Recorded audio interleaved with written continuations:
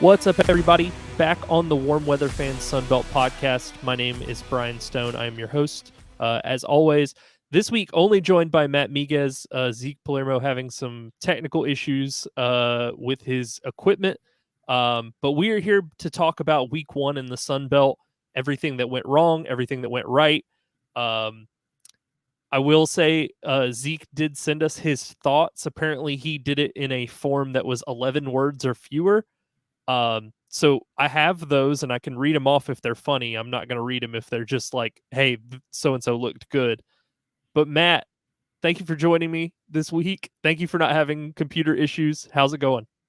I'm doing fantastic. The only reason Zeke isn't here is because he sent us his thoughts and he is scared of the roasting that he would get by the both of us. Um, because some of the things he said, I love the guy to death, but some of the things he said were just absolutely off the rails. So we'll talk about that and a pretty exciting week around the Sun Belt in week one, and should be an even better week too. So I had a question and I wanted to ask you this, and we can relate this to the Sun Belt, or we can just take it as a larger conversation wherever you kind of want to take it. But this is kind of a thing that I noticed in week one. Do you feel like a little bit that the FCS has closed the gap Oh yeah. between the FBS? Oh yeah. I mean, look, I speaking for the Cajuns, I know it was a 40-10 game, and that sounds like a blowout, right? But man, Grambling was doing some nice things against the Cajuns. I was impressed with their offense. I thought their defense stepped up and made a couple of nice plays. I think the Cajuns just kind of overpowered them. Yeah, no, I certainly agree that I think the FCS has closed the talent gap. I mean, look at Jackson State with ULM. I talked about Grambling. You look elsewhere, Central Arkansas. We've now discovered that if it wasn't for a blown review, Central Arkansas would have won the game. So Yeah. like that's insane to think about. Yeah, I mean Lamar giving Texas State everything that they wanted, which is super concerning if you're GJ Kinney and company. We'll talk Or your about that. name's or your name is Zeke Palermo. Or your name is Zeke Palermo and you have them going 12-0 in the playoff.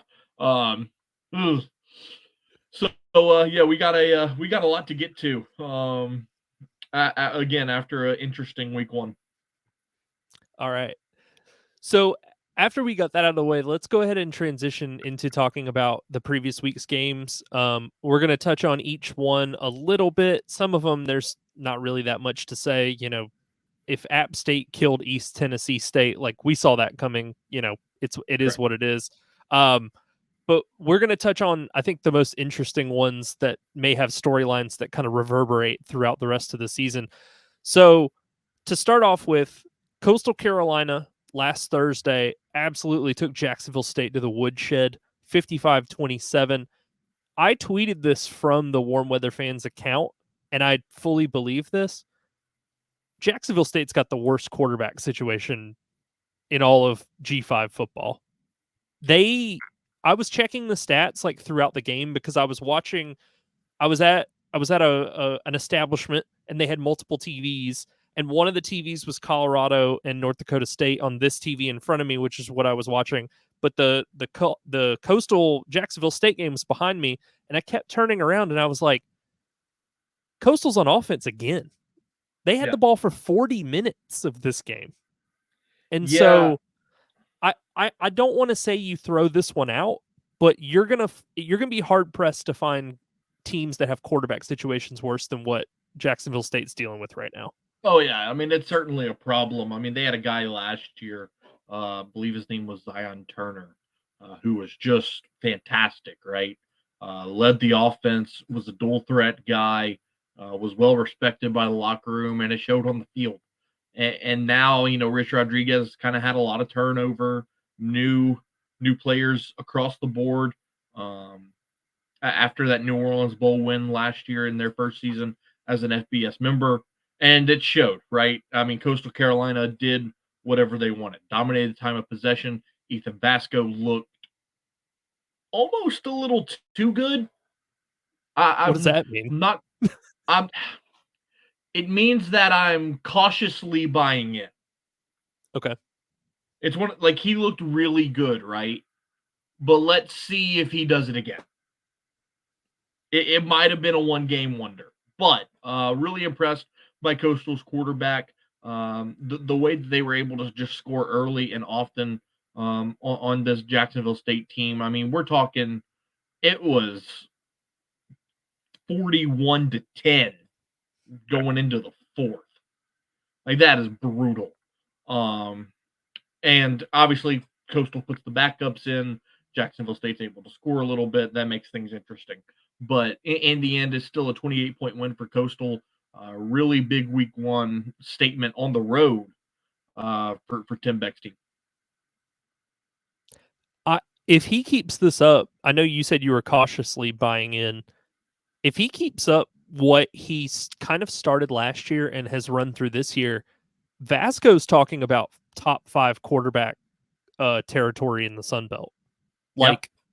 Like, I mean, again, 12 of 19, 249 yards, 2 touchdowns, 1 pick, had 39 rushing yards and ran for a touchdown. I mean, Yeah, he was impressive.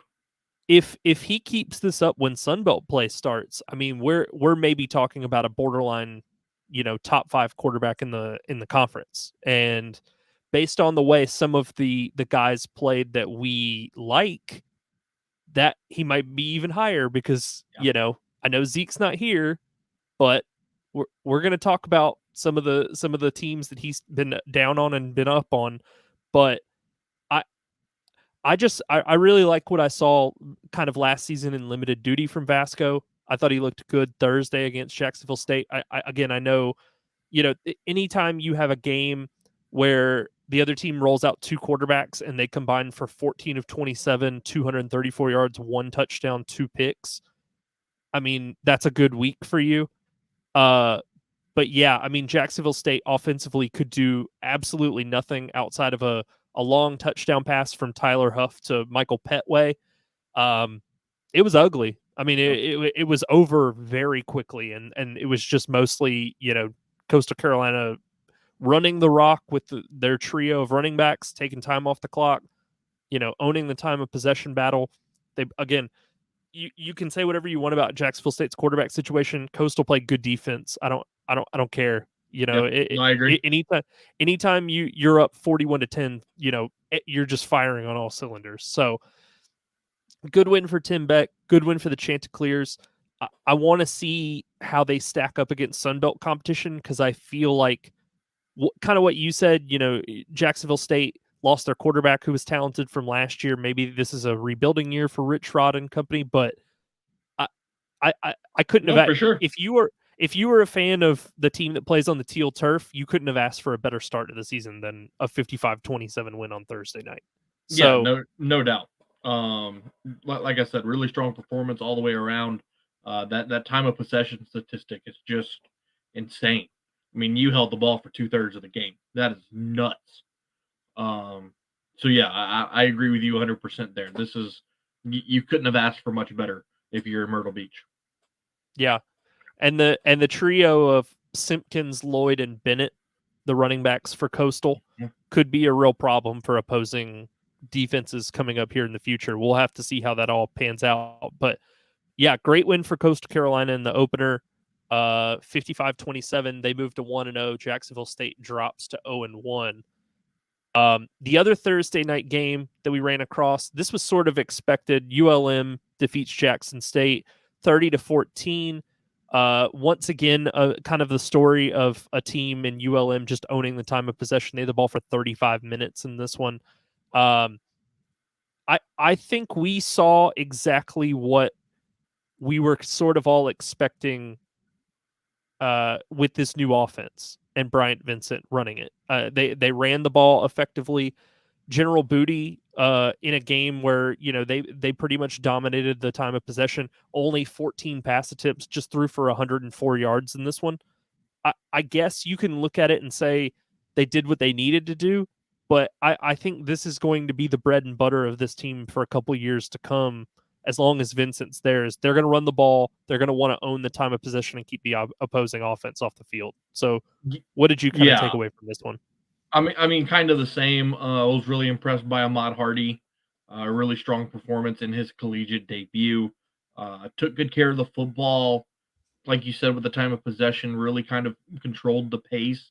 But one thing that kind of sticks out is this game was probably closer than many people thought going into the fourth quarter. I mean, it was a 21-14 game after three quarters. Now, I know ULM, some people would argue that they're the worst FBS team in America, but you still don't want to lose to an FCS program. No. So, I mean, only being up 7 points at home against an FCS school that lost everything when Dion left, it's not a great look. But they were able to rebound and score the final 9 points of the game and pick up a pretty crucial 30-14 win to open the season. Yeah, I think, and there's not a lot to say about this game, but I'm going to kind of put a button on it with this.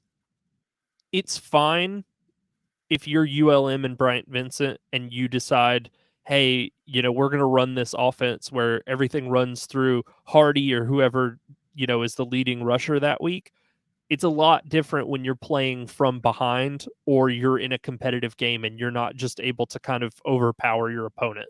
So Certainly. when they break into play against a team that's of equal or greater skill than they are, especially at this stage in the rebuilding cycle for ULM, it's going to be very interesting to see what the offense really looks like when they're able to when they have to open it up. You know what I mean? Yeah, when it's not, for sure. it's not optional for them to just run the ball and take time off the clock. Like if Booty has to make throws when it matters in tight windows, what does that look like? So that's going to be something that remains to be seen at this point.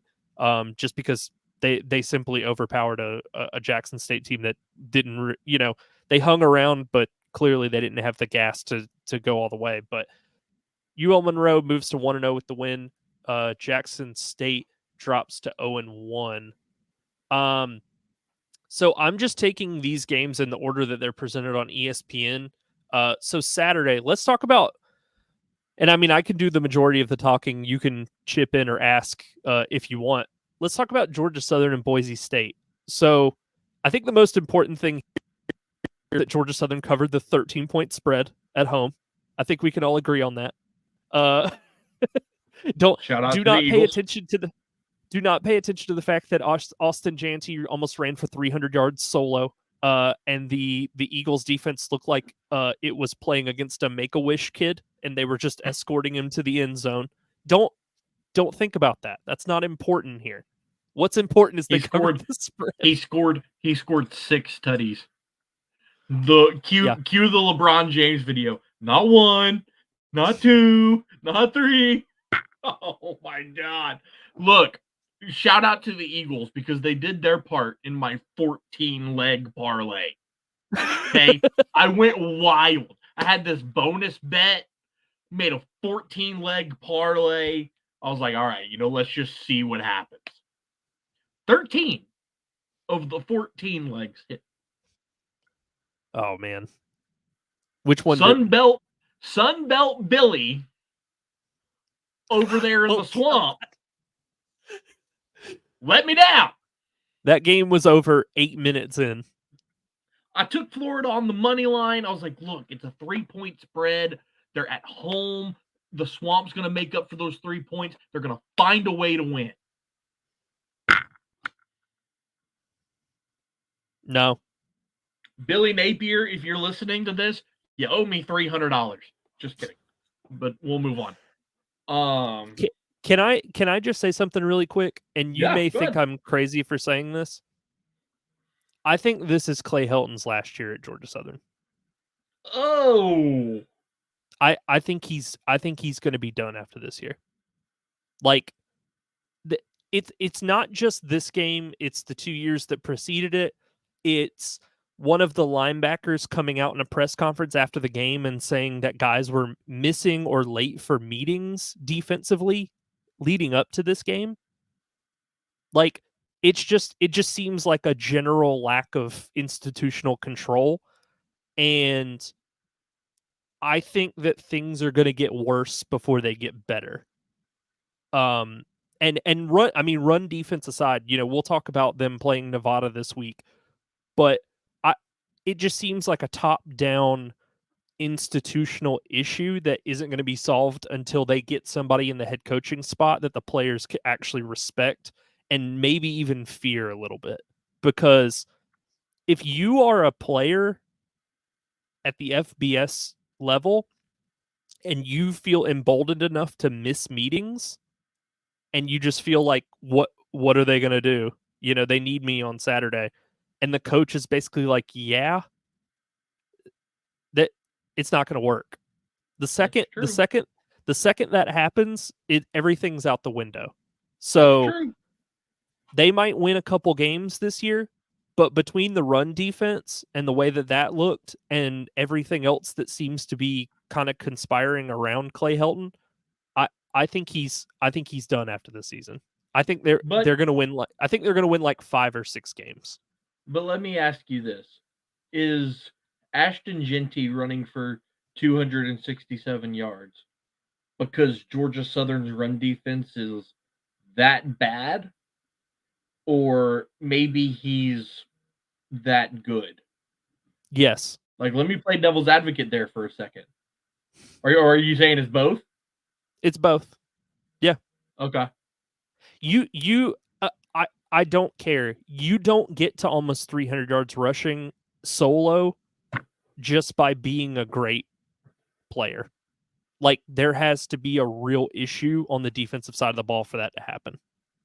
Like that, and apparently there was I heard this secondhand, so you can take anybody who's listening can take this with a grain of salt. Apparently there was somebody who was doing film study from our game on Saturday and said that out of the 66 plays that Boise ran or some number along those lines, Georgia Southern had run defenders that were out of position for 17 of them.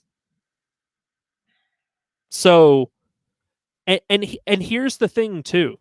Here's also the thing for people who don't follow the program. He's already on his second defensive coordinator.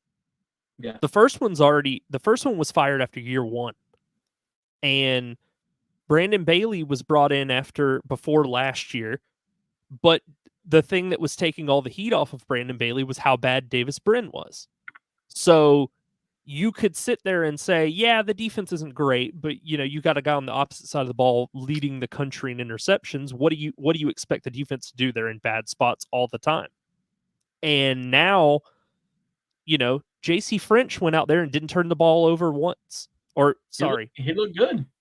I think he fumbled. So I take that back. I think he had one fumble when he was running. But that's going to happen. Right. Yeah, but what I'm saying is you are in this game, 6:48 left in the third quarter. Jalen White punches in a 1-yard touchdown run. You take a 30-28 lead over Boise at home. You would think, hey, home opener, sold out stadium. We've got the lead finally for the first time all game. Let's make them pay.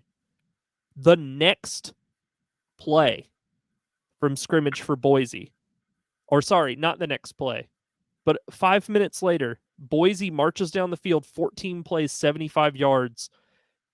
Jeanty scores his 5th touchdown of the day. And it's over from there. And I'm sorry to Clay Helton or Brandon Bailey or whoever, you cannot score 45 points in a game on offense and lose by double digits and keep your job. That's just not how football works. Like, if you've scored 45, Brian, I'm going to take it a step further for you. You talked about Jeanty scoring his 5th touchdown. How about Georgia Southern responding to open the 4th quarter with a 5-play, 75-yard touchdown drive to take the lead again? And then the very next play from scrimmage, Ashton Jeanty runs 74 5 yards for his Untouched. 6th touchdown of the day. Untouched. Totally untouched. That's Like, where you lost. If you watch the replay too, he started to go up the middle, he bounced it out to the left side, and no one was within 10 yards of him after that point. Like, it looked like a defense that was malfunctioning on College Football 25. Like, and here's the other question I have. I understand that Georgia Southern was down 14-0. mm-hmm. Totally get that. When you score a touchdown with 13:28 left in the second quarter, why are you going for 2? Walk me through the rationale there. Well, you and I talked about this a while ago, and typically this is reserved for late game situations. But if you're down 2 scores, you're down 14, you go for 2, you get it. You're down 6 at that point. If you're not, you're only down 8, which is still a 1-score game. Now, usually, common sense would dictate we do that in late game situations when we need multiple scores. But this team isn't run in any conventional way that a football coach would look at and go, yeah, that's a well-run team. So I don't really know what to say. Like, it's an average football team with a school and a city that wants them to be above average, and Clay Helton just cannot bring himself to be above average. He's an average football coach, nice guy, that's fine, except your problem is your players don't respect you, and you guys can't stop the run. So what are we to do? Are we keeping him employed just to keep him employed at that point? I mean, that's my question. So, well, but that's fine. But if the AD, Jared Benko, wants to kill all fan enthusiasm and have empty stadiums every Saturday, go for it. Keep him employed in perpetuity. Let him retire there. Now, you're going to close out his career with no one in the stands, and you're going to totally kill any momentum the football program has ever had. But yeah, if you just want to keep the guy employed, go for it. Who cares? So, I mean, all right. So that's out of the way. I will say J.C. French, again, did a much better job of taking care of the football than Davis Brin ever did. He wasn't super efficient throwing the football. 28 of 50, 322 yards, 2 touchdowns. Also ran for 39 yards and a score. I think they've got a nice little quarterback on their hands. Like, I don't think he's ever going to be a Grayson McCall, Jordan McLeod type, but he can be the type of player that you can win games with and can make some plays. Yeah, but I was very impressed with the little that I saw of this game. And I just think if you're gonna consistently field one of the worst run defenses in the history of college football, then everybody on the offensive side who contributes might as well transfer out, because it doesn't matter. Like, you can score as many points as you want to. If the defense is just going to escort a guy to the end zone every time they get the ball, like, why are we even here? So, yeah, I don't know, not much more to say than that. I mean, I've pretty much said everything that I feel. I think this is the beginning of the doomsday clock of Clay Helton at Georgia Southern. How many coaches have you ever seen start their time with a school 500 or worse for 2 years and then all of a sudden figure it out in year 3 or year 4? Like, never.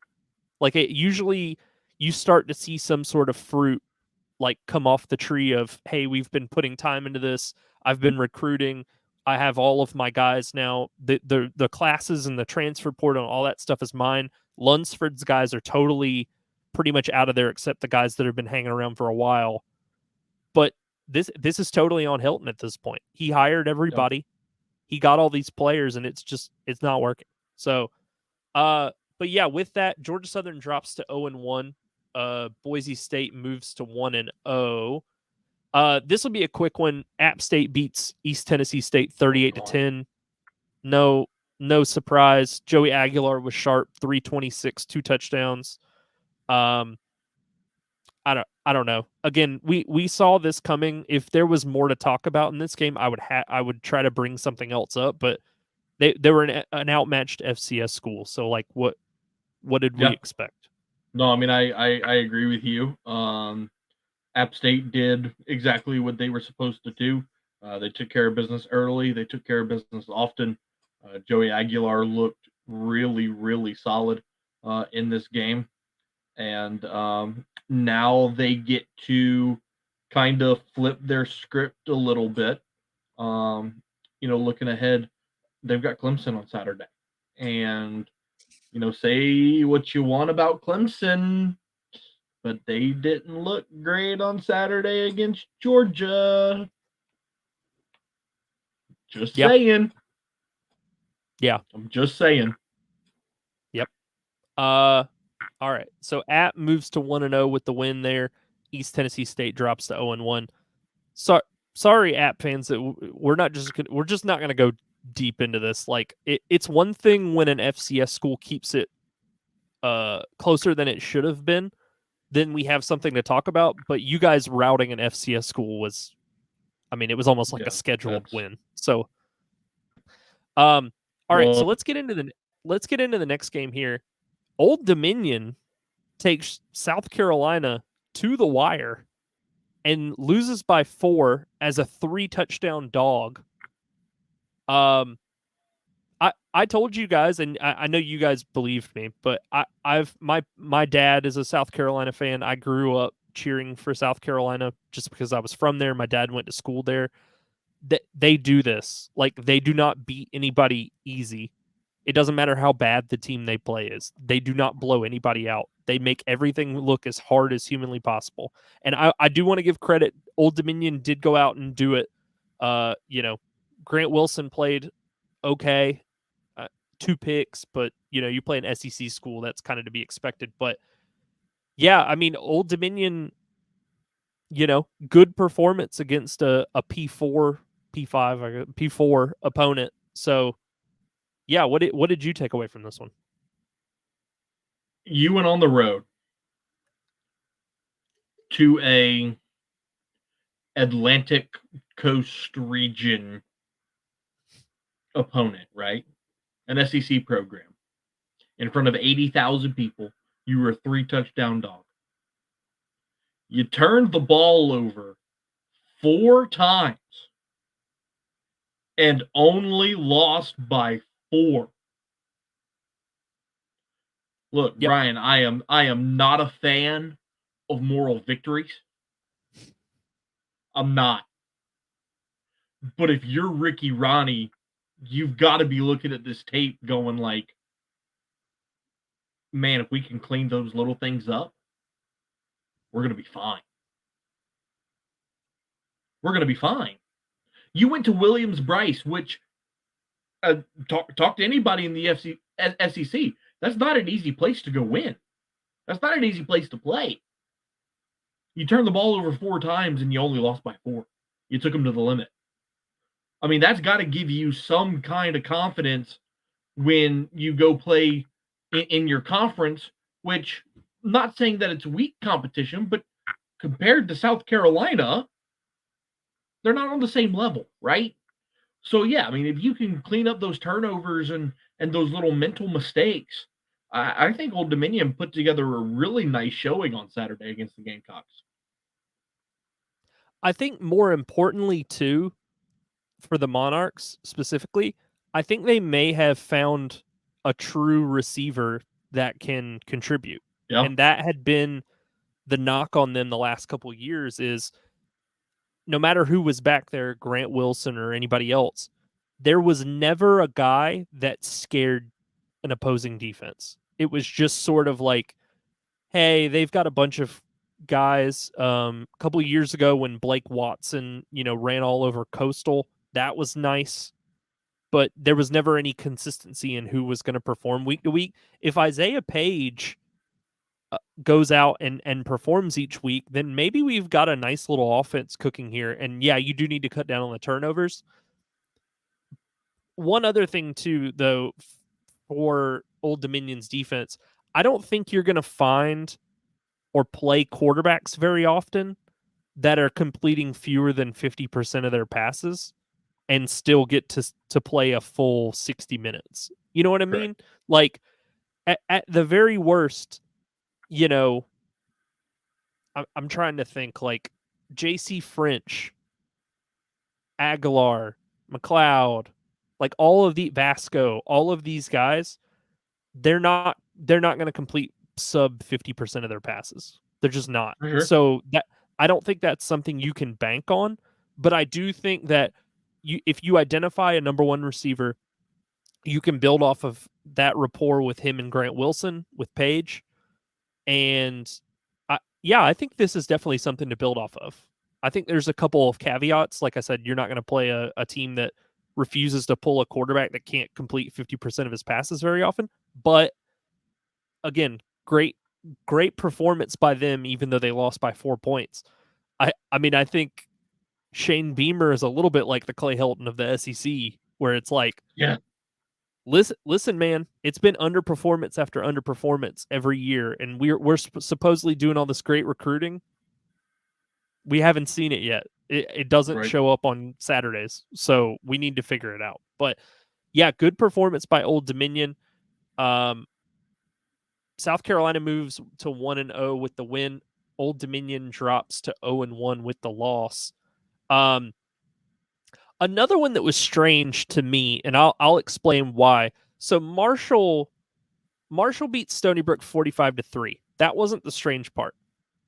The strange part to me was apparently they are just running anybody and everybody out at quarterback. So Cole Pennington, who we assumed would start, did not. It was somebody named Stone Earl that got the start. I'm not familiar with his work previously. He played fairly well. Braylon Braxton got in the game late. Cole Pennington got a few snaps through a touchdown. But I'm sorry, Marshall, you're not going to be able to do this every single week. Like we can't play quarterback carousel every single week. It's not going to work. So Stone Earl started his career at Abilene Christian for 2 years, and then he spent the last 2 years at North Texas. So he is a fifth-year senior that transferred into Marshall. He's 6 foot, 211 pounds. He had 99 passing yards and 2 touchdowns. Braylon Braxton had a nice game as well with 2 touchdowns. But look, I think that this was a really good opportunity against a team that, well, let's be honest, you knew you were going to beat. To kind of give 3 quarterbacks the opportunity to show what they could do, right? And if I am Charles Huff, I'm looking at Braylon Braxton and going, "You got the job next week." Mm-hmm. I mean, if you go based, I mean, he was fantastic. 7 of 11, 141 yards, 2 touchdowns, added 20 yards on the ground. I mean, he was the best quarterback out of the 3. Now, if you want to look at rushing stats as well, Stone Earl also added 55 yards on the ground, but he only threw for 97. So I think maybe you could look at a 2 quarterback system, kind of like UL did a few years back, where you have a starter play 3 series, and then you give the second guy 1 series. Mm-hmm. And kind of getting that rhythm where, okay, every 4th series, this kid's going in, and maybe try that. But I was more impressed with, from watching the highlights, at least, I was more impressed from Braylon Braxton than I was from Stone Earl. I totally agree. If Braxton doesn't start from here on out, Charles Huff needs his head checked, personally. Yeah, just no, because, you're not wrong. I mean, we saw it last year. Pennington is not good. I mean, I'm sorry. Like, unless he's taken giant steps in spring and fall practice, and based on the fact that he was the 3rd quarterback that got rolled out there, that doesn't seem to be the case. Unless he's taken giant strides and we're just not aware of it, he's cooked. Stone Earl was fine. but I think Braylon Braxton gives you the best chance to win of these three guys. So I agree. again, you said it, but it's like, yeah, in my mind, it's his job until he just loses it. I will say they also identified a pretty good running back in AJ Turner. I know that he had one long, 80-yard run, but 8 carries, 119 yards. Maybe just something to build off of. I mean, they desperately need a running game following, Rasheen Ali's departure. So we'll kind of see how that goes. And, Christian Fitzpatrick also 4 catches, 97 yards, a touchdown. Elijah Metcalf caught two touchdowns. Maybe you've got a couple of little weapons. Now, I will say you're not going to play Stony Brook every week, but No, there might be something to build off of here. So for sure. we'll see how that all pans out. Marshall moves to 1-0 this season. Stony Brook is now 0-1. Talking about another Sunbelt team that just did not show up really. South Alabama loses to North Texas 52-38. Any signs of Kane Womack's defense still being there? That's out the window. That's not happening. That's canceled. That's done. Chandler Morris, I think you said last week he was a TCU transfer. Is that right? Mm-hmm. Okay. Chandler Morris shredded them. 415 yards passing, 3 touchdowns, 32 of 41. And then who is this receiver? Ward for them? Just 12 absolutely. catches. Damon Ward Jr., 12 catches, 230, and 2 scores. So I didn't really doubt that it might be a real step back season in Mobile, but it looks like Gio Lopez can play. But if the defense, it's a little bit like Southern. If the defense isn't going to come to play, then what are we even doing out here? Correct. 100%. So what did you see in this one? I mean, look, like you said about Gio Lopez, I think the offense did some good things. He threw for 432 yards and 3 touchdowns, added 62 carries, 62 yards, and a score on the ground as well. But look, you had a lead at halftime. If I'm not mistaken, South Alabama got the ball to start the second half. And you got outscored 28-7 in the third quarter alone. Yeah, that's not great. Yeah, you got the ball to start the second half because the first score came at the 13:23 mark of the third quarter, and their drive was only 47 seconds long. So if you do the math, South Alabama held the ball for the first 50 seconds of the quarter. Mm-hmm. So you started the second half with the ball and the lead, and proceeded to get outscored 28-7. Like that's just and against a team that you're not playing an SEC school. This is North Texas. This is a level playing field opponent. Trying to get it to where you're playing comparable competition. Yeah, exactly. And you let them come into your house and, for lack of better words, spank you. They beat you up. This is not a great look for South Alabama. Really bad loss at home. I know their next 2 games are pretty easy at Ohio, and then Northwestern State comes to town. That's great. You're going to be 2-1, and you're going to be feeling really high on yourself. But then you go to Kid Brewer and to Death Valley. The real Death Valley, by the way. Shout out to our South Carolina brethren. LSU is the real Death Valley. There's no ifs, ands, or buts about it. Anybody wants to argue with me, bring it on. South Alabama is going to get murdered by both App State and LSU. Murdered. I agree. Because if you can't stop anybody, then why would we be afraid to play you? Like, yes, they will get killed by LSU, and that would have happened in South Alabama's, 2022 season when they won 10 games. Like, Correct. It was going to happen regardless. But The team takes a step back, underachieves last year. You lose a ton of production including this your head year, coach. including your head coach, who was a defensive-minded guy, and maybe been the only one who is keeping this thing together. And so you promote your OC to head coach, and Who doesn't have a great track record as a head coach. right, and you allow 550 yards. I know South Alabama actually had more yardage, but it was 42-26 going into the fourth quarter. It didn't really matter. Like, South Alabama had to have yardage. 0 turnovers forced.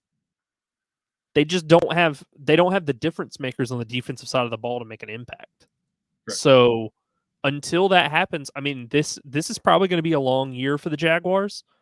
On the plus side, Jamal Pritchett played pretty well. 197 yards and a touchdown.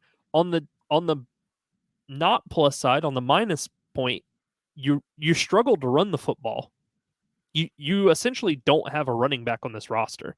Like, there's no LaDamian Webb anymore. No. Your leading rusher, other than Gio Lopez, who had 62 yards, was all-name team running back Fluff Botwell. I don't know if you saw that. Fluff. I did not see that. Okay. Fluff Botwell. There he is. 6 carries for 30 yards. Fluff Botwell was the second leading rusher on the team and had 6 carries for 30 yards.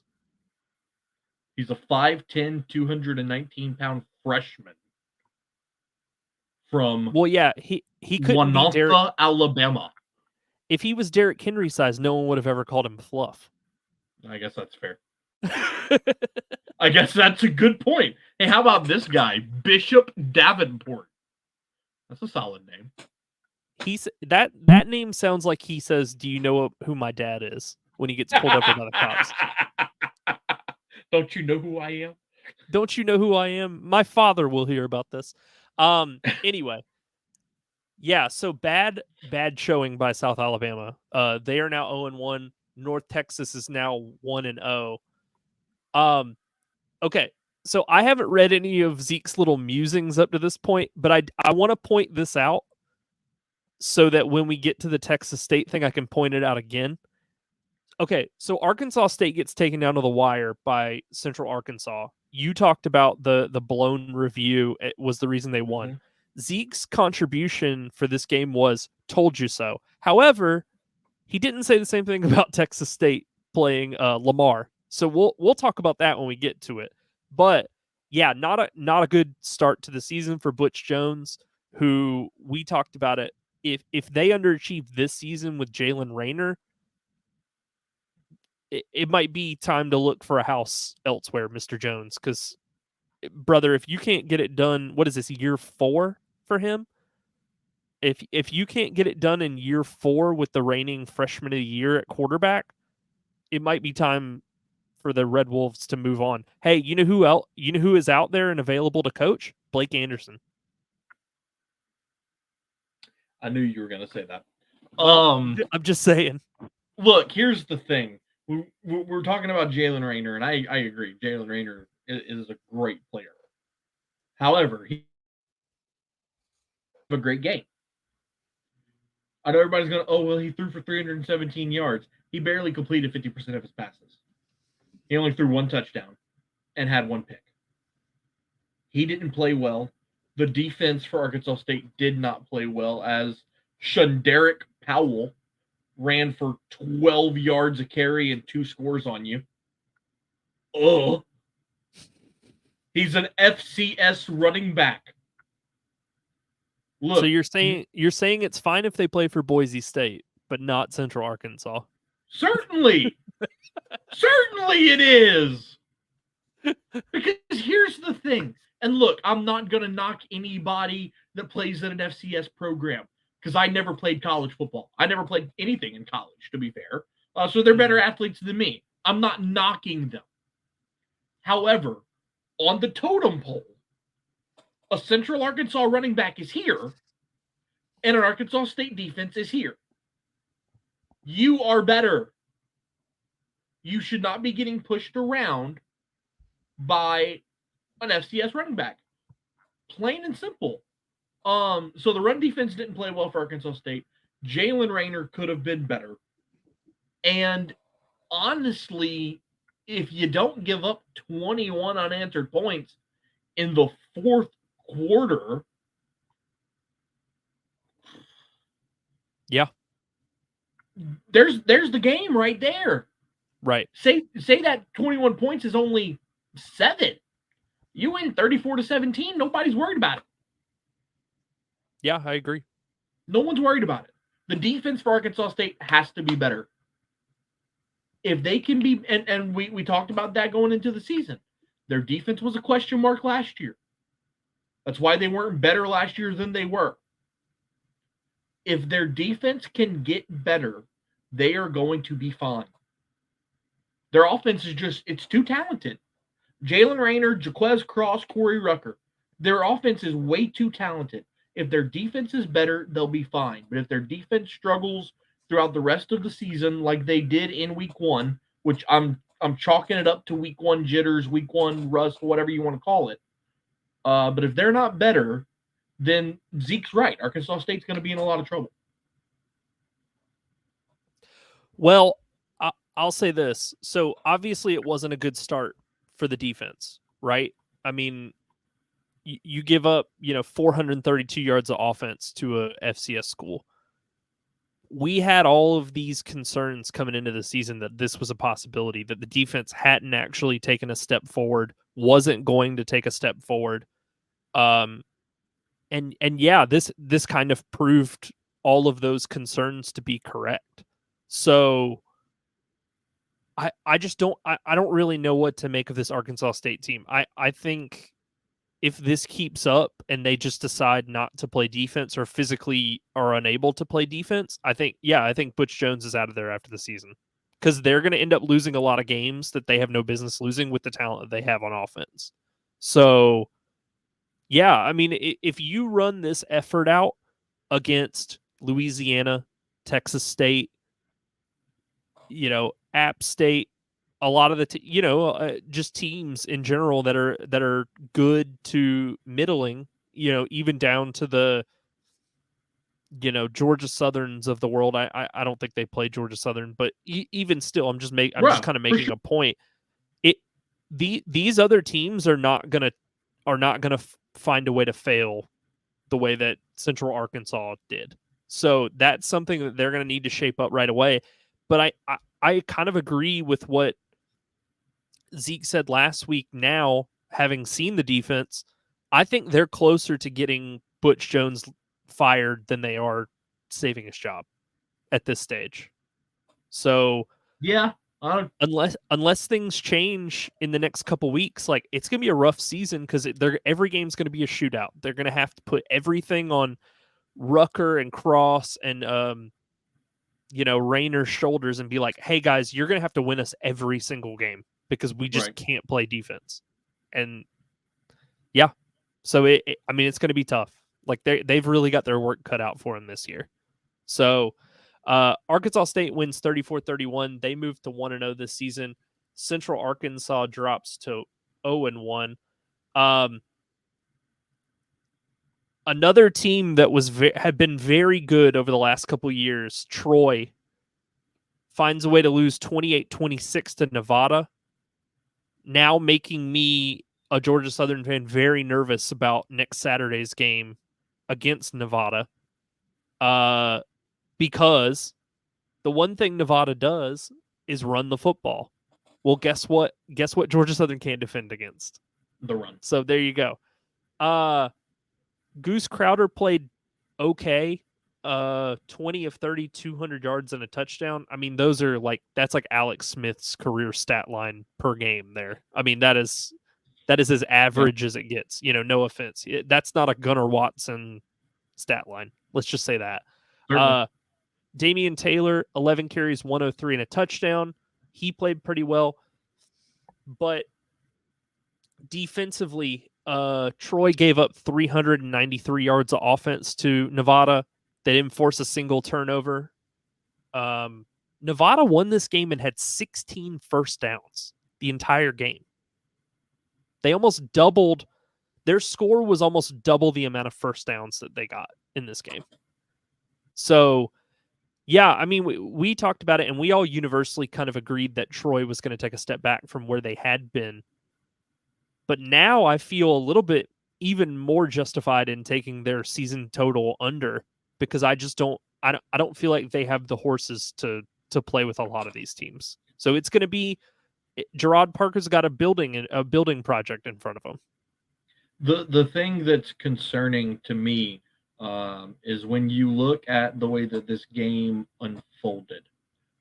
Troy jumps out to a 14-0 lead with 3 minutes left in the first half. They give up a late touchdown right before the half, but you're still up 14-6. Things seem like they're going to be okay. Nevada opens the second half going 75 yards in a minute to tie the game. And again, that's concerning, but that's not the end all be all, right? There's still plenty of football left to play. There's 14 minutes left in the third quarter. And then this next drive is where things kind of unraveled for me. 13 plays, 69 yards. So you moved the ball down the field, settled for a field goal. Later in the fourth, 13 plays, 74 yards, settled for a field goal. Those drives where you're moving the ball down the field against your opponent, those are the drives that you have to get 6 or 7 and not 3. Again, obviously, if ifs and buts were candy and nuts, we'd all have a Merry Christmas, right? But you take one of those field goals and turn them into touchdowns, you win the game. You win the game. Not only that, but this game was very un-Troy-like as to what we had kind of come to expect under John Summerall. Like, I know the personnel is not the same, but I kind of said this in the season preview. The days of them holding teams to 2 touchdowns every week is done for the foreseeable future. Like, that was a very nice period of Troy football. However, those days are out the window, as is Gunnar Watson and Kamani Vidal and, Carlton Marshall and everybody else that was a part of that 2-year stretch. So now you have to go back and reckon and say, hey, our expectations, we need to temper them. This is year 1 of a new coach. But I also think, given his offensive background and given the last time they hired a P5 offensive coordinator as a head coach, I think a little bit, and I know it's just game 1, but I think a little bit in the back of Troy fans' minds, they're a little bit like, oh no, is this Chip Lindsey part 2? So and that's a valid concern to have, right? I think so. Is it early? Sure, but I mean, Chip Lindsey gave this fan base nightmares. So I can understand their thought process of, oh God, here we go again. I mean, that's warranted. Yeah. The guys that we didn't call out, Savion Red, the running back for Nevada, 11 carries, 135 yards.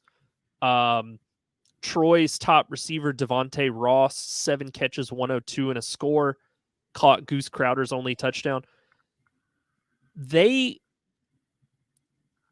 I think I've come to realize, I said this the other day, Saturday, when I was sitting next to my wife on the couch and we were watching Notre Dame, Texas A&M. And I turned to her and I said, I cannot remember the last time I was impressed with a Notre Dame offense. And Gerard Parker, coming from that background, now makes me think, wait, why'd they hire this guy? Because he coached at Notre Dame? Was that because think about it. They've long had a very good defense. They've had a number of guys cycle through that team. They put out one offensive contributor to the NFL like every 2 or 3 seasons. Correct. And that's it. Like one guy. It'll be like, hey, we got Michael Mayer. Or hey, we've got Tyler Eifert like a million years ago. Right. But by and large, you're just kind of like, okay. Like none of this scares me. None of the offense surprises me. There's nothing in here that you wouldn't find in a million other playbooks. And I think that's where the concern needs to come from. And the fact that the defense has taken a step back, obviously, with the amount of talent they lost. So, Javon Solomon's not walking through that door. So, unfortunately, for them at least. Yeah. With the loss, Troy drops to 0-1. Nevada is now 1-1 this season. Another one that we don't have to talk about too long, but I thought the circumstances around this game were funny. I don't know if you were aware of this. So a couple of things about the Southern Miss Kentucky game. Number one, Kentucky almost didn't cover the spread because they ended the game in an abrupt fashion due to the weather. That was number one. Number two, the game was supposed to kick off at like 7:30 Eastern time. It didn't kick off till 9:45. Yeah, it didn't kick off till 9:45. Number three, the lightning and weather was so bad that for a lot of the camera operators, they did not have people that were working the cameras because they were afraid for their safety. So the shot of the stadium is like all 22 footage for the entirety of the game. That's so fantastic. so it was someone who I does a podcast I listen to, is a Kentucky fan, and he was like, I was watching the game from the Goodyear blimp was the visual that they had for this game. They were like, the Hubble telescope was broadcasting it. But yeah, I mean, this went exactly how we thought it would. Kentucky just ran all over Southern Miss. Southern Miss has no offense. I mean, just none. Like, there's nothing here that scares you. We talked about it last week when we power ranked our coaches that we thought were in the most trouble. Will Hall, I think, is on the way out faster than anybody else in the Sun Belt. I think he's already got his plane ticket booked for like mid-October. I was incorrect. They didn't even play a fourth quarter. They played 3 quarters of football and just called it. Correct. So, do you have anything to say about this game? Because that was all I had to say. I thought it was funny, the circumstances around it. Will Hall better start packing his bags. Yep. I mean, I hate to be so, harsh and abrupt about it, but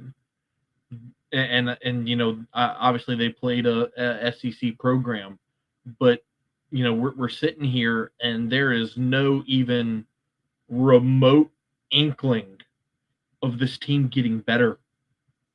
No. I mean, Tate Rodemaker, 13 of 19, 126 yards, no touchdowns, 2 picks. Okay, it was raining. You're playing an SEC team. Quarterback can have a bad game, right? Whatever. Let's go to the running game, because the running game always does better in the rain, doesn't it? How about Ethan Crawford, your backup quarterback, 3 carries for 10 yards. Keon Clay, 1 carry for 7 yards. Rodriguez Clark, you ready for this one? You ready for this stat line? 6 carries, 3 yards. A massive performance. They averaged 0.4 yards per carry as a team. Yep. If he doesn't beat Southeastern Louisiana by 3 scores,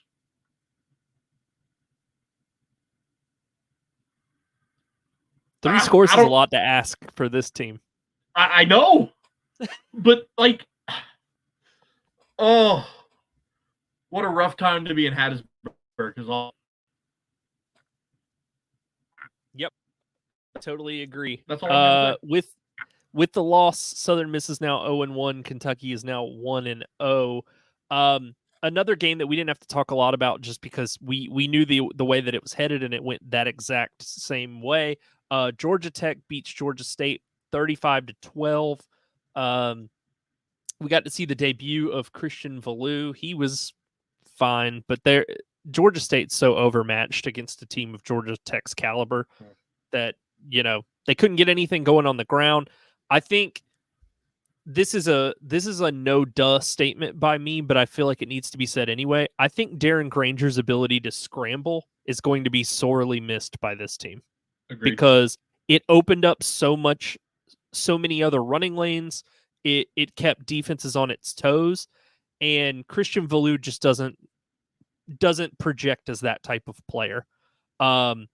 We talked about it. I mean, the three worst teams in the Sun Belt this year are going to be ULM, Georgia State, Southern Miss. So none of this really surprised me. They struggled to move the football, which wasn't a shock.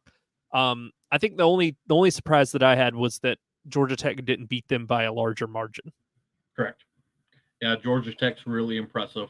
I mean, Haynes King, 275 yards, 2 touchdowns. He did have the 1 pick. Haynes ran the ball really well, 84 yards to the score. Like you said, you hit the nail on the head that this game went exactly the way that we thought it would, and we'll see if Georgia State can bounce back next week. So with that, Georgia State moves to 0-1 this season. Georgia Tech is now 2-0 after beating Georgia State and Florida State in back-to-back weeks. The next game here, you watched Louisiana play Grambling. Do you want to give me some brief thoughts? Because I'm going to be totally honest, I didn't watch a second of this game, but you go ahead. Oh, you missed a doozy. Look, I think the Cajuns played really well. The first play of the game, I thought that they were very aggressive. Little play action. Ben Woldridge finds Harvey Broussard over the middle for a 50-yard pass play. Was able to cap that drive off with a touchdown. You responded with some good defense to end the first quarter. Early in the second, you find Harvey Broussard in the back of the end zone again, 14-0. Immediately follow that up with a pick six, and then immediately follow that up with a 56-yard touchdown, which I'm not really sure what happened on that Tavion Smith touchdown. Kind of looked like Moses parted the Red Sea. Grambling's defenders went this way, and Tavion Smith went this way. Yep. Not quite sure what happened, but Tavion Smith was just kind of standing there in the flat like, hey, Ben, right here, bud. I'm going to catch it. I promise you. I'm not going to miss it. And so it was just one of those things. It was 37-0, 6 minutes into the into the third quarter. And that's when the backups kind of came in. You traded field goals in the fourth. Look, Cajuns got 480 yards of total offense, only gave up 240, 24 first downs, dominated the time of possession. It was an all-around really strong performance. Ben Woldridge was, read the stat line. He was phenomenal. 25 of 33, 308 yards, 3 touchdowns. He had a pick, but, if you go back and watch the tape, it wasn't really his fault. He threw it slightly behind his receiver, but his both hands on it. So that, you gotta find a way to make that catch. The ball gets deflected. It ends up in the hands of a Grambling defender. So look, it is what it is. I thought Zylan Perry had some nice flashes in the run game. That's the biggest concern for me from this game. The Cajuns didn't run the ball very well. And against a SWAC school, I was kind of hoping you would run the ball a little bit better than that. 118 yards as a team in 28 attempts. You were well disciplined, only 1 penalty, and it was a false start penalty pretty early in the game, if I remember correctly. But again, took care of the football, was efficient on third down, all around good performance in week 1. So with that, Louisiana moves to 1-0 this season. Grambling moves to 0-1. Let's go ahead and get to this next game here. James Madison beats Charlotte 30-7. Alonzo Barnett gets the start over Dylan Morris, the Washington transfer. Barnett looked pretty good, 10 of 18, 219 yards, 2 touchdowns, 1 pick. Also ran for 89 yards, was the team's leading rusher. I think the area of concern for James Madison has to be a little bit kind of what you said about Louisiana, the inability to run the ball with anybody else outside of Barnett. If Ayo Adeyi or George Petaway or one of these guys can't handle the rushing load, I think asking Barnett to do everything is a bad outcome. Oh, for sure. Certainly. I think that's going to come back to bite you more times often than not. Now, again, Charlotte's not very good, so I thought they played fairly well, and all things considered. And Barnett really rebounded from getting pulled in game 1 of last season. But I don't think that this is not something that you can count on every single week. This is not a game plan of Barnett needs to lead the team in rushing and passing and all of the above. That's just not going to fly. And I understand For how sure. much talent they lost, but we've seen him play before, and I know he's probably gotten better, but he's just not going to be able to do this every week against Sunbelt teams. No, I agree 100%. They're going to have to figure out how to run the ball better as their season goes on, kind of like I mentioned with the Cajuns. But Barnett had a good performance when you needed it, and good strong win in year 1 for Bob Chesney. So with that, James Madison moves to 1-0 this season. Charlotte drops to 0-1. So yeah, this is a game that I would like Zeke to be here for. I would like Zeke to have been here for this, because I would have liked to have seen more than just one sentence of I couldn't even make heads or tails of what he sent me on this game specifically. He said something along the lines of, it's either a one game one-off or they're as soft as Southern. And I'm like, well, it's got to be one or the other. Like, you gotta make a stand one way or the other. You can't just be like, I don't know, and then be like, told you so, Arkansas State. Like, that's not how this works. Look, what's concerning for me, and as someone who admittedly didn't watch this game because they played at the same time as the Cajuns, it's 18-0 at halftime. And so you're like, okay, well, this is Over. what we expected, right? Texas State playing a lower level opponent, showing their muscle, blah blah blah. No, nope, not quite. 21-10 going into the fourth. Lamar outscores you in the fourth quarter 17-13. Outscored you for the second half 27-16. To make things really, really interesting down the stretch. Look, one game, one offs, they're a thing. I'm not gonna say that this is, oh my God, the sky is falling in San Marcos, but this is certainly not great. For a team that not only are very Palermo, but national pundits have picked Texas State to be the G5 rep in the playoff. Brett McMurphy. This is not a great start to that, because again, you're gonna have to win out to be the G5 team in the playoff, and the only way that you can get in without winning out is if nobody else wins out. Right. If you go 11-1, but Liberty takes their cupcake schedule and goes 13-0, Liberty's in. Yep. So, that's with a schedule of, UTSA, you go to Arizona State, Troy, Arkansas State, Louisiana, on and on and on. If you struggled to beat Lamar, I mean, that's concerning. So, also, I grabbed my mic for emphasis on this.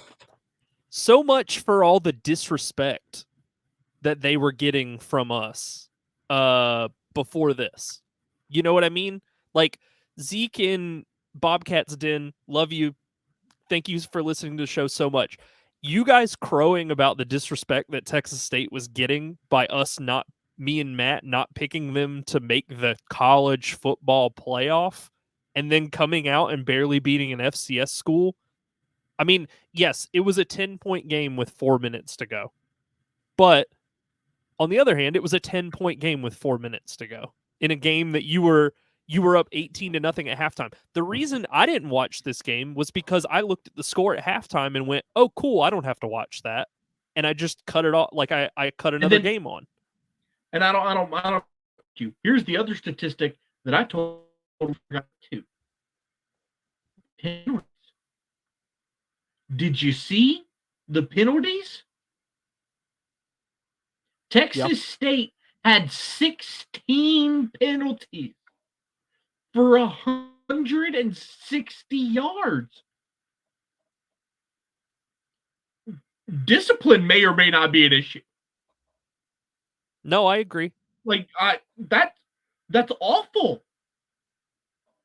Well, what I couldn't figure out at the end of last year, and this season's going to tell me what was actually the deal or not, was how Texas State fell apart on the stretch run last year. And I couldn't figure out if that was a TJ Finley problem, if it was a GJ Kinney problem, if it was, other teams had figured out what they were running on offense and finally came and started taking advantage of that. They had watched enough film that they had caught up. Now it makes me wonder, is this a systemic GJ Kinney problem and not just hey, we needed a better quarterback than TJ Finley? Correct. So you have the reigning Sunbelt Player of the Year. And, I know they kicked a field goal with 30 seconds to go to pull within 7, but the game finished within 7 points. It should have never gotten to this point. So again, Texas State's defense was a concern coming into this. I said I thought they had the most weapons of any offense in the Sun Belt. Guess what? You allowed 27 points in the second half to an FCS school. That might be a little reason for concern. And that's not hating. That's just me being that's reason for concern. That's just the fact. All right.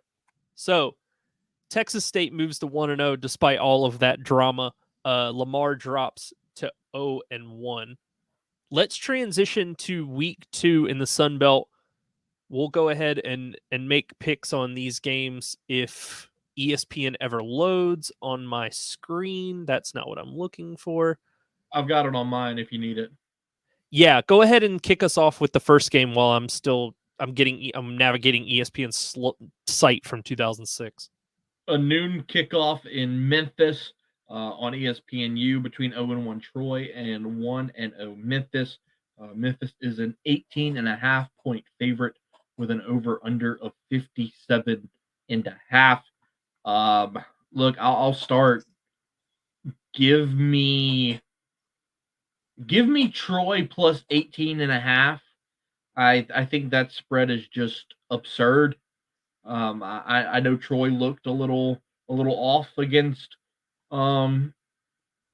Nevada, and I know people are really high on Memphis, and that's fine. But 18.5 in a G5 versus G5 game is just kind of wild to me. So I'll take the Trojans plus 18.5. No, I agree. The over/under is 57.5. I'm taking the over. Okay. I think Memphis can score with Seth Hennigan. I think Troy will put up enough points to make it to get us to that point. And the spread is just stupid wide. So I'm going to take the over of 57.5. I think both teams are going to be able to put up enough points. And I'm sort of hedging against Troy potentially getting blown out because as we saw last week, you take the under in Coastal Carolina, Jacksonville State, and Coastal basically puts up the over by themselves. For sure. So I'm taking the over there. Let's see. I finally got ESPN's site to comply with me, so I'll go ahead and run through the rest of these. UTSA at 4:00 on ESPNU is taking on Texas State. The game is in San Marcos. Texas State is a 1-point favorite. Over under 63.5. Again, I'm taking the over. I think both of these teams can score. Yeah. I think this is going to be a real benchmark for Texas State. Because honestly, I'm going to go ahead and say it again. Sorry if people take it as disrespectful. I don't believe in their defense. I don't think they can get enough stops on a regular enough basis for me to feel good about picking them in a game where the spread is 1 point at home. If what you just said, if your pick was disrespectful, they're really not gonna like mine. Oh no. Give me the Roadrunners straight up. I really like what I saw out of them in against Kennesaw State, but I really like what Owen McCown was able to do. I think he's a really nice quarterback. Jeff Traylor, we know what he's done over at UTSA over the years. They're a really strong football program. A 1-point game at home, that really means the UTSA is a 2-point favorite. Mm-hmm. So give me the Roadrunners. All right. Okay. 4:30 on the CW network. Who knew they aired sports on the CW network? Between reruns of the Vampire Diaries and Smallville, we've got Marshall taking on Virginia Tech. It's in Blacksburg. Virginia Tech rallied a bit last week. I mean, I'm trying to give them a little bit of praise. And this game is so ugly because I don't believe in either one of these teams as far as I can throw them. But Virginia Tech is a 20.5-point favorite at home. 20.5. Oh my God. I think I'm going to take Virginia Tech. I have seen that they can score. I don't know. This isn't Stony Brook. I don't think Virginia Tech is a good football program, but there's a real difference in taking a step up from Stony Brook to a P4 program. So I'm sorry, but I'm taking Virginia Tech. As much as I agree that there's a step up, 20.5 is absurd. And this, to me, watching Virginia Tech play ODU over the last couple of years, this just feels like a game that Marshall's going to hang around. So give me Marshall plus 20.5. Okay. One game we don't have to talk about too much here. James Madison's taking on Gardner Webb at home. Oh. James Madison's going to roll them worse than James Madison did to Charlotte. We talked about it during the James Madison preview episode. Their schedule's just so cake this year. Like it really is. It's kind of obnoxious how easy it is, but yeah, we expect them to roll there. The next game here, East Carolina is traveling to Norfolk to take on Old Dominion on the road. East Carolina is a 2.5-point road favorite. Over unders 55.5. I'm taking East Carolina. I think what we're going to find out throughout the season is that Old Dominion was not a great football team, and I think that we're going to find that South Carolina is the SEC equivalent of Old Dominion. So I think East Carolina is a better team than Old Dominion is. I think they'll be able to score more points. And it's a pretty tight spread. It's not like I'm saying they're going to blow them out, but I just think East Carolina wins by 4 points, and I think they beat Old Dominion. It depends to me on which version of Grant Wilson shows up. As Isaiah Page had a really nice game against South Carolina. They're at home. Probably have some confidence after that performance in Columbia. I'm not doing this on the sole premise of disagreeing with you, Brian, but I'm gonna take ODU. All right. Another 6:00 kick. ESPN Plus. South Alabama is traveling to Athens to take on the University of Ohio, not the Ohio State University, the University of Ohio, the Bobcats. South Alabama is a 1.5-point road favorite. Over under is 57.5.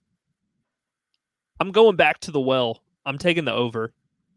I don't think either of these defenses are going to be able to stop the opposing offenses. I think Gio Lopez is going to be able to score enough points to keep it competitive, if not straight up win the game.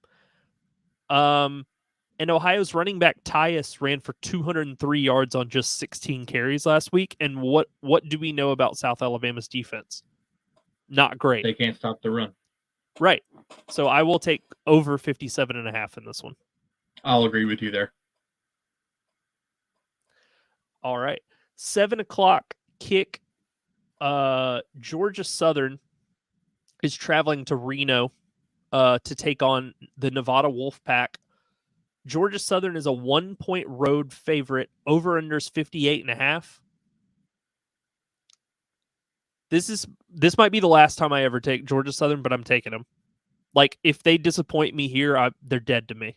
So if they can't win this game on the road, there's a real chance they start the season 1-4 because the games after this are South Carolina State and Ole Miss. So they have to have this game. I mean, they have to. Yeah. And believe me, I don't feel good about it at all. God, because I'm not touching that over under. No. 58.5. That's, oh man. God, give me the Eagles. You're gonna close your eyes and hold your nose like you're taking cold medicine, but yeah. Yep. Give me the Eagles. All right. We've got a couple of 7:00 kicks. We can kind of merge these because we're running long as it is, but there's not a lot to talk about. So Coastal is facing off against William and Mary at 7:00 on ESPN Plus, and then Georgia State's taking on Chattanooga at 7 p.m. on ESPN Plus. We anticipate the Sun Belt teams to win both of those games. Yes. So how much is there really to talk about? Correct.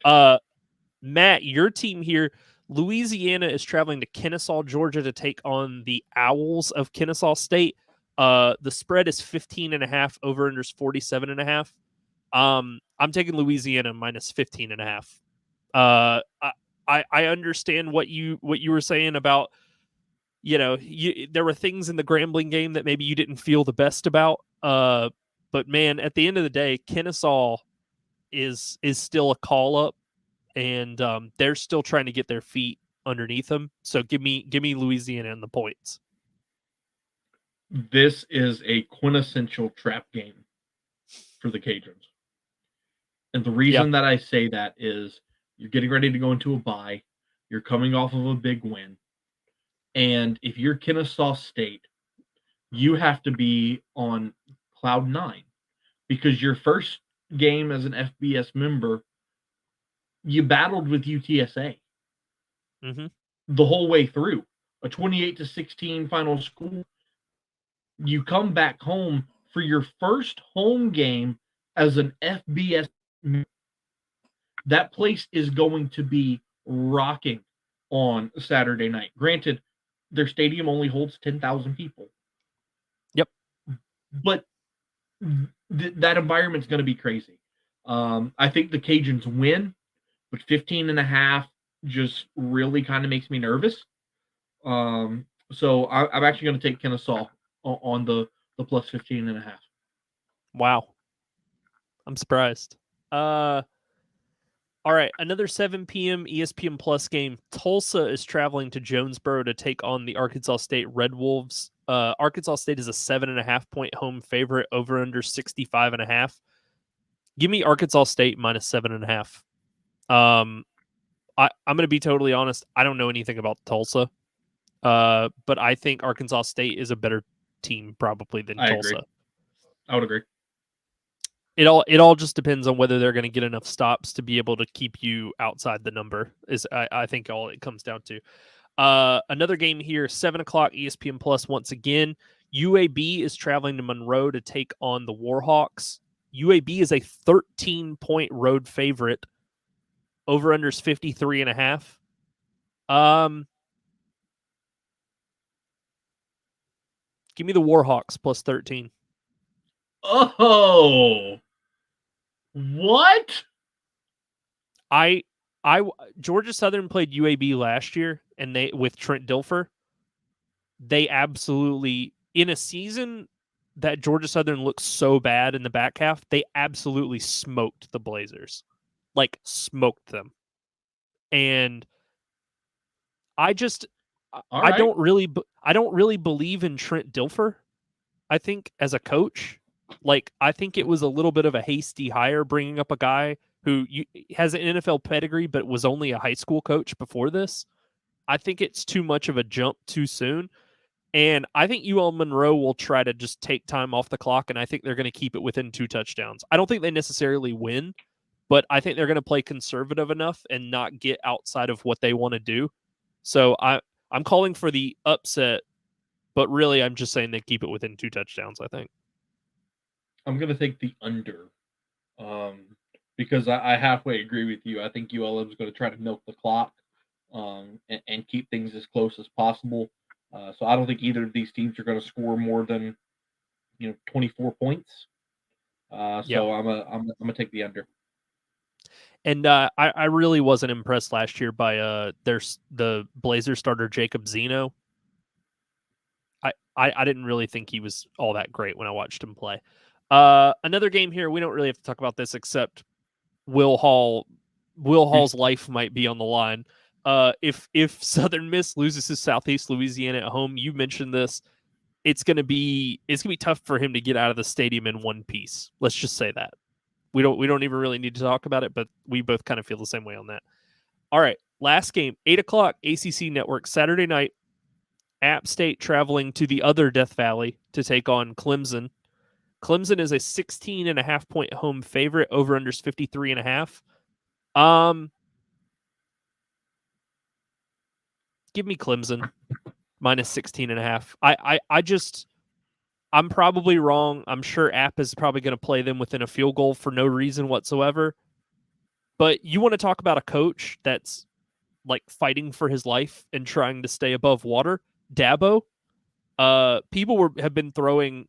I don't like Dabo. I don't like him as a person. Like I just think it's a lot of like fake mega pastor church energy as a football coach, and he has just willingly gone against the tide for no reason of how college football's headed today. With that being said, like if they don't get up for this game after getting absolutely stomped by the number 1 team in the country last week, they're not going to get up the rest of the season. So this is the time for them to take their anger out, I think. Yeah, you talked about Dabo being against the tide. If you don't adapt, all you're going to do is die. And I think Dabo's career is on its deathbed. App State is a team that they always play up for these games. They're always right in the thick of it. They beat A&M a couple years ago. They beat North Carolina. They beat South Carolina. Look at the times they've lost to North Carolina, how close it's been every single time they've played. I think Saturday night's no different. Give me App on the points. All right. Well, that does it. We're wrapping up here. We went a little longer than we usually do, but we usually don't throughout the season have every single team playing each week. Correct. So we've got way more games to talk about than we normally do. Plus, when 2 Sunbelt teams play, we cover 1 game, but knock out 2 teams in the process, but we haven't gotten into conference play yet. Matt, do you want to let everybody know where they can find you on socials, and we'll go ahead and get out of here? Yeah, you can find me on social media at MiguezMatt. Another big weekend of Sunbelt football. I will be on a different assignment than typical. I will actually be in Death Valley this weekend covering LSU versus Nicholls State. So that'll be fun. But as always, you can find great Sunbelt content and more at MiguezMatt. Yeah, I just saw their running back towards ACL LSU. Yeah, brutal. That's tough. As always, you can email the show at warmweatherfans at gmail.com. You can follow us on X at warmweatherfans. You can follow me personally at Watch the Stone. Zeke, who is here in spirit but not in body, you can follow him at Zeke Palermo on X. Thanks everybody for joining us for another episode. We'll see you back here recapping week 2, talking about week 3 on Warm Weather Fans, the Sunbelt Podcast.